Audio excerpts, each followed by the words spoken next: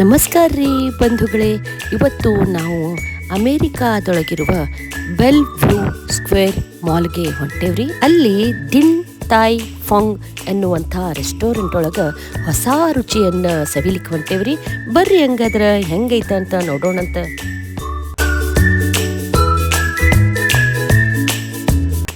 ಅವ್ವ ಏನಾರ ಚಂದ ಐತ್ರಿ. ಇವ್ರು ಎಲ್ಲರ ದುಬೈ ಒಳಗೆ ಕಾಣುವಂಗ ದೊಡ್ಡ ದೊಡ್ಡ ಬಿಲ್ಡಿಂಗ್, ಕ್ಲೀನ್ ರಸ್ತೆ ನೋಡ್ಲಿಕ್ಕೆ ಎರಡು ಕಣ್ಣು ಸಾಲಂಗಿಲ್ಲ ನೋಡ್ರಿ.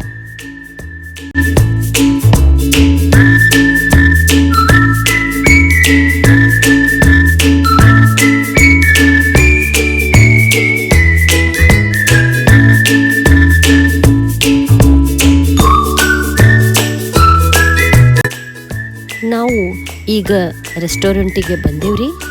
ಆವಾಗ ಇಲ್ಲಿ ಸಾಕಷ್ಟು ಮಂದಿ ಹೊರಗೆ ವೇಟ್ ಮಾಡ್ಲಿಕ್ಕತ್ತಿದ್ದರ್ರಿ. ನಾವು ನಮ್ಮ ತಿನಿಸನ್ನು ಬುಕ್ಕಿಂಗ್ ಮಾಡಿಸಿ ಮಾಲ್ ತಿರುಗಲಿಕ್ಕೆ ಹೊರಗೆ ಬಂದ್ವಿ. ಇಲ್ಲಿ ಒಂದು ಬಿಲ್ಡಿಂಗ್ನಿಂದ ಇನ್ನೊಂದು ಬಿಲ್ಡಿಂಗಿಗೆ ಬ್ರಿಡ್ಜ್ ಕಟ್ಟಾರ್ರಿ.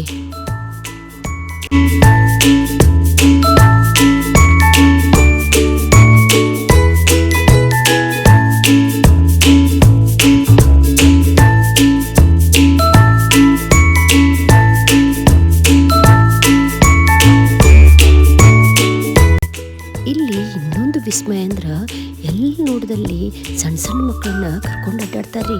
ಯಾಕಂದ್ರೆ ನ್ಯೂಕ್ಲಿಯರ್ ಫ್ಯಾಮಿಲಿ ನೋಡ್ರಿ, ಮನೆಯೊಳಗೂ ಯಾರೂ ನೋಡ್ಕೊಳ್ಳೋರು ಇರೋದಿಲ್ಲ.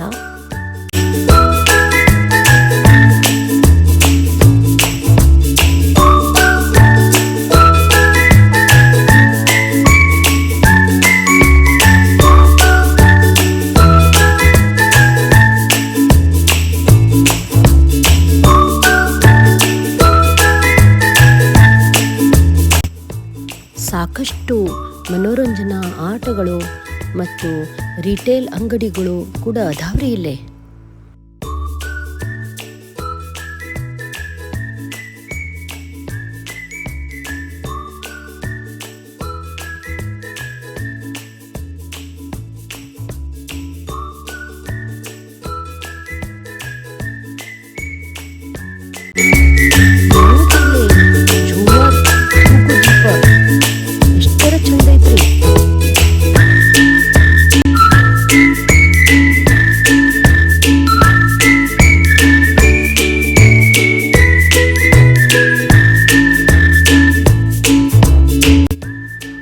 ನಾವು ಕಡಿಕ ದಿನ್ ತಾಯ್ ಫಂಗ್ಗೆ ಬಂದು ಮುಟ್ಟಿದ್ವಿ ರೀ.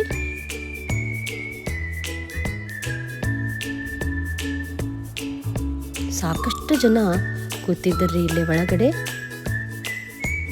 ನೋಡ್ರಿ ಎಷ್ಟು ಚಂದ ಮಾಡ್ಲಿಕ್ಕತ್ತಾರ ಅವರು. ಆಮೇಲೆ ಅದನ್ನು ಹೆಂಗೆ ತಿನ್ನೋದು ಅಂತ ಇಲ್ಲಿ ಬರೆದು ಇಟ್ಟಾರ ನೋಡ್ರಿ.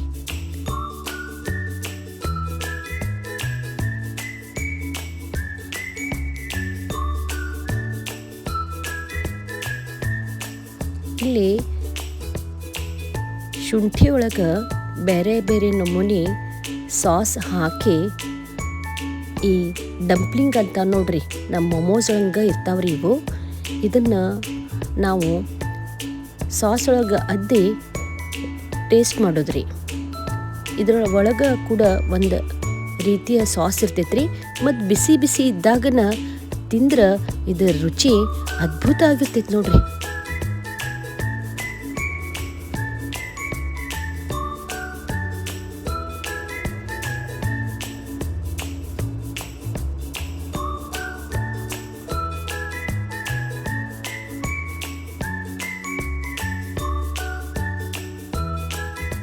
ನಮಸ್ಕಾರ ರೀ ಬಂಧುಗಳೇ.